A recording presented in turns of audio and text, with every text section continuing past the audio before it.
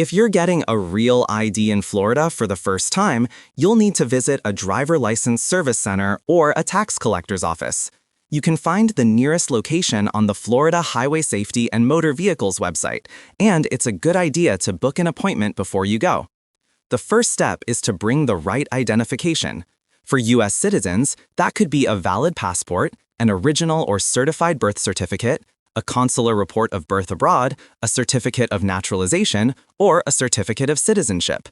If the name on your primary ID doesn't match your current name, you'll also need proof of the change, such as a marriage certificate, divorce decree, or court order.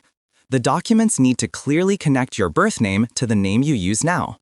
For non-citizens, acceptable documents include a valid permanent resident card, a passport for most visa holders, or other DHS papers that confirm lawful presence.